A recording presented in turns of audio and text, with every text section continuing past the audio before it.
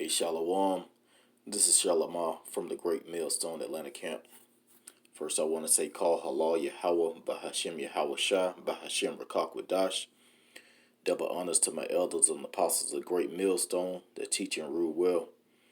Peace and safety to the brothers pushing this word and truth and sincerity to make the call of election sure. To you, I say Shalom. I just want to get into basically the punishment of the Most High, the punishment of Yahweh Bashim Yahweh Shah. And that's something that we all can relate to because we all go off at a certain time. But, basically staying prayed up, increasing in spirit, increasing in knowledge, will help keep you on track. So, every once in a while you have to check yourself to make sure that you're on track. But I ran into this, this is Ecclesiastes, Sirach chapter 20. Actually it's chapter 18, verse 20. It says, before judgment examine thyself, and in a day of visitation thou shalt find mercy.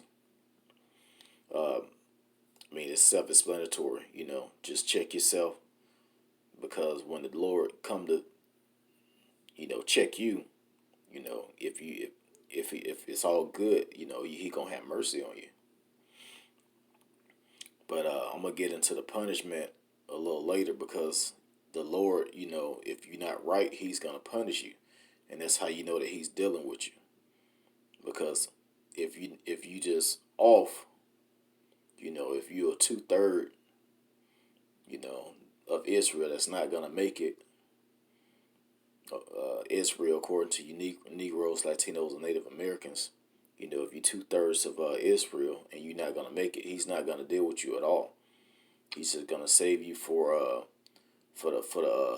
death. But at certain times, if you in this thing and the Lord is dealing with you, he'll just punish you to keep you on track. And you have to recognize that it's the Lord doing it. A lot of people say, hey, man, that's Satan. A lot of times it's the Lord keeping you on track. But it says, humble thyself before thou be sick, and in a time of sin, show repentance. So that goes into asking for forgiveness for whenever you go off, because we all go off. None of us are perfect. But it says, let nothing hinder thee to pay thy vow in due time, and defer not unto death to be justified. Yeah, you want to make sure that you right now. Don't wait until you getting ready to give up the spirit and try and get right. That's what a lot of people do. I'm not trying to get personal, but I see a lot of death while I'm at work. And, it seems like people try and get right at the last minute, or the family members try and get right at the last minute. But the whole life they've been going off. But it says, before thou prayest, prepare thyself, and be not as one that tempt the Lord. Think upon the wrath that shall be at the end, and the time of vengeance, when he shall turn away his face. So, yeah, you got to think about what's coming to this place. You got to think about the missiles falling, the lake of fire, all those nukes that's going to destroy this place, Babylon the Great, America. You got to think about, basically how the destruction is going to come, and you don't want to get caught up in it. I was just, it's a real cold night tonight, so I was lighting up my fireplace, and while I was, putting extra wood in there, I felt some of that heat. I felt some of that fire, and I was like, God damn, just think about that nuclear heat that's gonna come from those missiles. It's gonna basically just melt you while you're standing on your feet. You got to think about these things. You got to think about, don't just, the perfect mind frame is always to be, I'm not good enough. I'm not good enough for this. I'm not good enough for that. I'm not good enough to be on the chariot. And you know, of course, the Lord is gonna make His decision based on how He feel about you. But you know, you gotta feel that you're not good enough. You always need to increase in the spirit. Always need to stay praying up. You know, always giving praise. But I'm gonna continue to read. This is verse 25. It says, "When thou hast enough, remember the time of hunger, and when thou art rich, think upon poverty and need." So, you know, a lot of people do that now. That you know, that's so called successful in Babylon. A lot of Negroes, they say, "Man, I came from the streets, and now I got this, now I got that." You know, old gay ass Tyler Perry. You know, I don't know that man personal life, but you know, basically him putting on a dress and dressing up as a woman. I'm just going off of that. But you know, he always mentioned that he was homeless. He was sleeping in his car. Now he's a, you know, he has this and he has that. But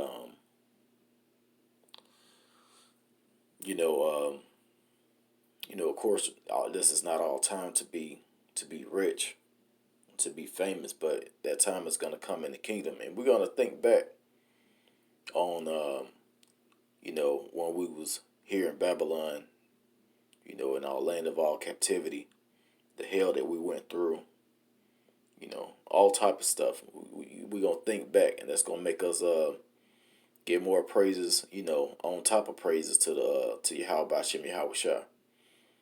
But it says, from the morning until the evening, the time is changed, and all things are soon done before the Lord. A wise man will fear in everything, and in that day of sinning, he will beware of offense. But a fool will not observe time. So you know, you gotta be wise in this thing. You gotta think back. You know, am I going off? You know, a lot of Christians say, "What would Jesus do?" But we know that whole thing is totally off, because they don't know the scriptures of the man who the world ignorantly calls Jesus Christ, whose real name is Yahweh Shai. They don't know the things that they don't really read. They don't know the scriptures how we know the scriptures. We know that he didn't, you know, love everybody and try and save everybody, because you know, the scriptures say that he's not gonna come for peace. He's coming with a sword. And basically, you know, even back in Isaiah 66, it says that he's gonna he the slain of the Lord is gonna be many. So we already know, you know, people call say Jesus is peace and love, but we already know that's not the truth. The Lord is he's a man of war, him and his father.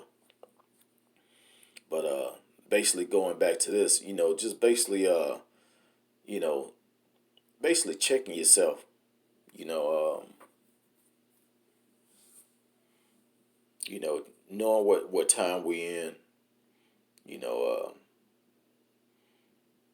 basically keeping yourself built up, keeping your spirit built up. But let me also go to Deuteronomy chapter 32 and verse 39. It says, "See it now that I, even I, am He, and there is no power with me. I kill and I make alive. I wound and I heal. Neither is there any that can deliver out my hand." So the Lord is telling you that, you know, hey, he'll jack you up. You know, you got to stay right. You know, if he kill you, then you know you pretty much finished. That was just your judgment. Or if you die in His truth, you know, He may be you're gonna come back in His truth. You're gonna come back. You know, when Yahweh shall return.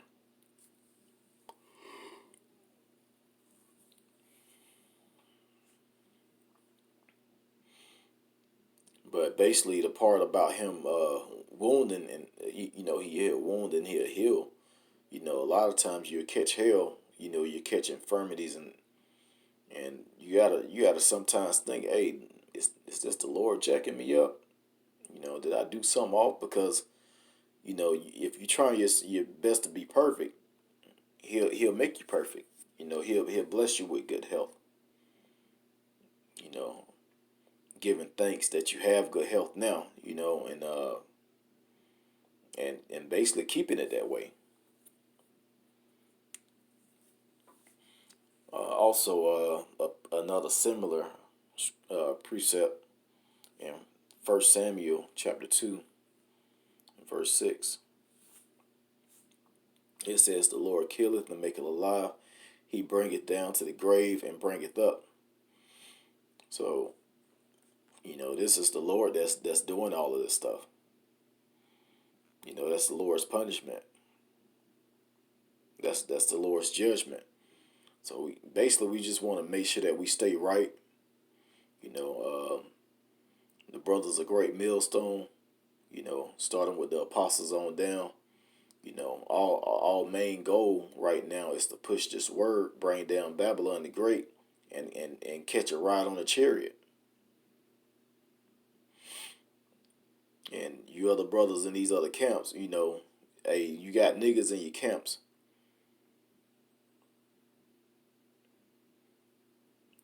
It's a lot of niggas. It's a lot of 2/3 niggas in these camps. 2/3 violent gang banging niggas in these camps outside of Great Millstone. And if you brothers if you see if you involved in something like that, you wanna depart from something like that, because that's gonna get you you're gonna stay here while these missiles fall. You don't want to be joined with the wicked. Dealing with this off doctrine. You know, basically these other, pretty much most of these camps outside of Great Millstone, they get carnal. A lot of them thinking that Yahweh Shai is dealing with them directly.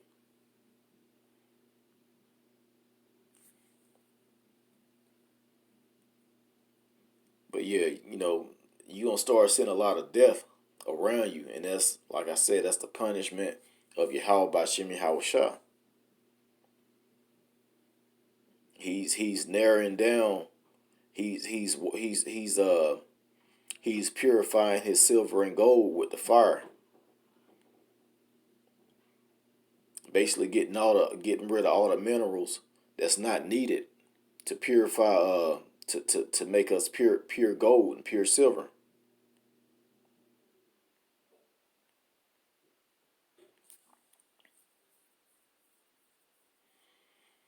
But I'm gonna go ahead and end this video here.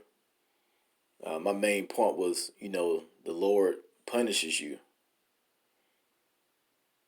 so you got to take that punishment as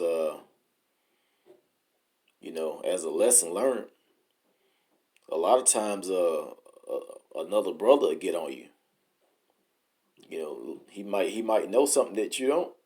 That brother get on you and say, "Hey man, you need to do this, you need to do that," and then you still go off, and then here comes the punishment of the Lord. Next thing you know, you jacked up somewhere. But I'm gonna go ahead and end it there.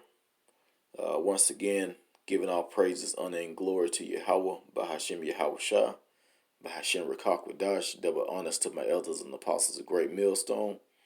Peace and safety to the elect of Israel. Shalom.